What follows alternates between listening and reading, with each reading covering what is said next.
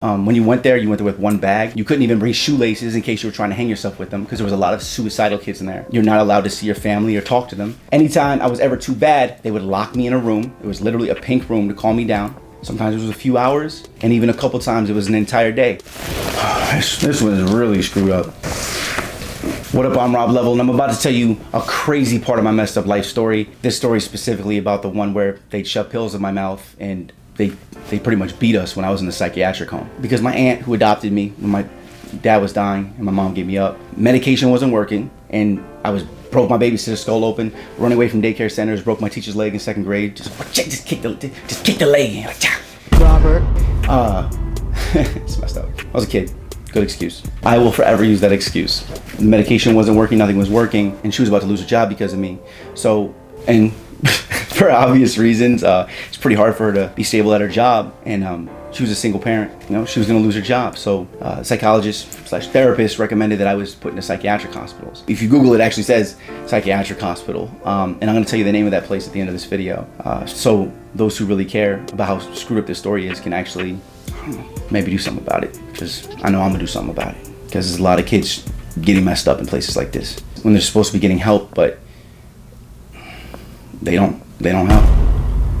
So again, I'll tell you the name of the place after this. It's tattooed on me as well. But before you look it up, I want you to hear everything I have to say first, so you don't get lost in all the screwed up things that you're gonna see when you do Google it. First, I wanna thank you for watching this video, because I know that it's gonna help a lot of people, especially people who see this. Hopefully in some way, it'll help you today, or you and people you love.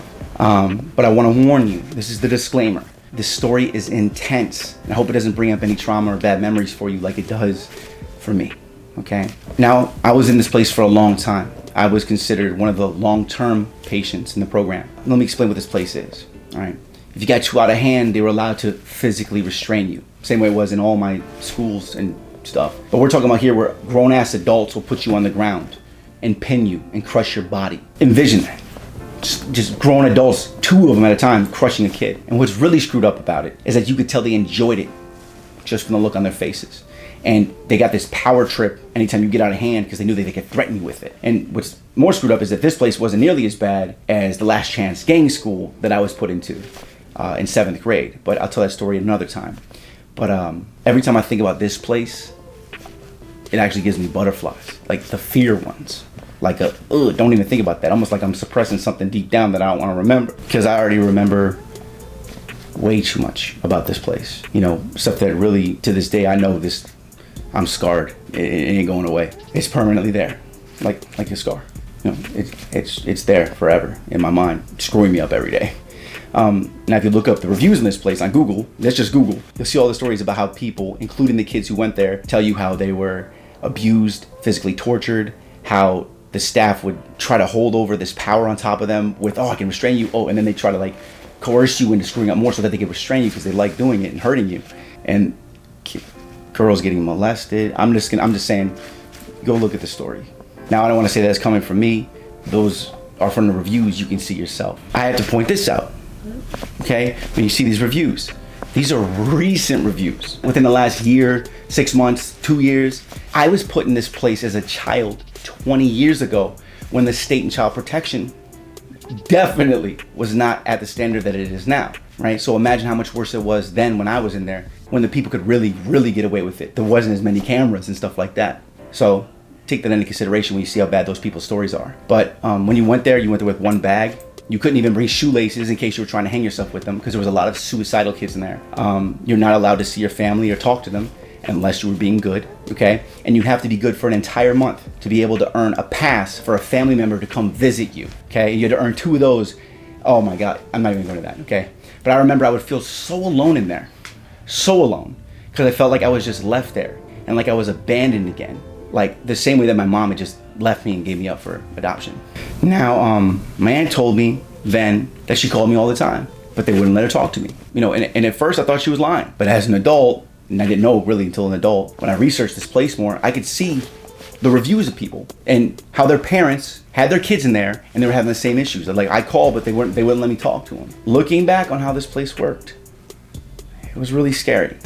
These places were 24-hour live-in places where you saw a therapist almost every day, where you talk about your feelings with them, right? How was yesterday? How was today? How are you feeling? What are you thinking about? So they can adjust your medication dosages, like you're a lab rat. This place was like 10 acres in the middle of nowhere, okay? You went to school there, you ate there, you slept there. It was basically like jail for children, all right? And you were on a level token system. So all of your actions every day were being recorded for the day based on if you were good or not, right? If you messed up, it was recorded permanently. Now I was getting into fights with other kids all the time. And on a regular basis, I'd have a black eye and I'd also have bruises all over my body. Because after the fight, you then get pulled apart and restrained by two grown-ass adults digging their elbows into your back and your neck. But good news, if you were good at the end of the day, you could reach your hand into a little grab bag and you can get a little reward, which was usually something like a bouncy ball or a Happy Meal looking toy. Okay, and anytime I was ever too bad, they would lock me in a room. It was literally a pink room to calm me down, and they lock you in this room so you calm down. All right, sometimes it was a few hours, and even a couple times it was an entire day with just a bouncy ball. Okay, and they tell you throw it around until you calm down. I actually got a black eye one time from throwing the ball too hard right in my eye, big bouncy ball. I think the times that I was left in their entire days was because the staff changed shifts and they forgot to tell somebody else that they'd put me in there, right? Because sometimes I wouldn't even get to eat. So looking back on it, I'm like, oh, it had to be an accident, because I don't think you're ever supposed to be in there for that long. I know you're not supposed to be in there without getting fed. Now, I could go further into detail about this place, but I think you can just Google it and get the gist, okay? Look at the reviews, see for yourself. It's called Cedar Crest Hospital in Belton, Texas. I'm Rob Level, thank you for watching, I really appreciate you, but one more thing here. Please share your painful or your joyful stories, as well as your thoughts and opinions about this story right here in this video. And I ask you to do that because you never know who's gonna read the things that you say, and it may help somebody. If not now, possibly in the future, because I'm really promoting these. And please comment and help others who are telling their stories below too, really, so that they know that they're being heard and other people out there do care, because sometimes these people don't have people. I'd also love to know below, what do you want to change about your life? Are you struggling with anything? Write it below. Somebody can help you, give you some advice, especially me. No one's judging you, right? I'm gonna delete comments that are hating on you. You also see me below responding to a lot of the comments. And then last thing, please like this video while subscribing too. It'll help this story share to more people and inspire and motivate them, because it actually helps me in the YouTube algorithm, because that's how it works, right? To hear the next screwed up part of my story or see what kind of other crazy stories happened, I put the links to all my stories that were part of my Life Story song, which I'm hoping you had heard that. I'm gonna put them below this video for you with titles that are gonna make you wanna see every single one of them, because they're the craziest stories. I'm gonna put a couple of the ones I recommend on the screen right here for you, while a song of mine that actually fits this story is playing in the background. I'm Rob Level. I hope this video helps you, hope this inspires you. Please help others below. Keep believing in yourself and keep hustling. I'll see you at the top. Like, this place abused the shit out of everybody who went here. I snapped. I'm screaming. I didn't do anything. I didn't do anything. Like that's not fair. I was just so mad. This is what they do, right? They ask, you want to get restrained? As his rhinoceros-sized self stepped towards me fast and aggressively. It was too late. I already snapped.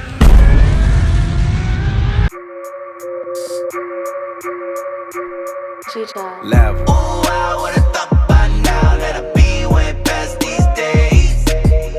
By now that my top be down on my brand new black Mercedes. Thought I would've made it by now. Thought I would've made it by now. Thought I would've made it by now. Thought I would've made it by now. Working 9 to 5, saving to survive. Pay the bills and put a little to the side.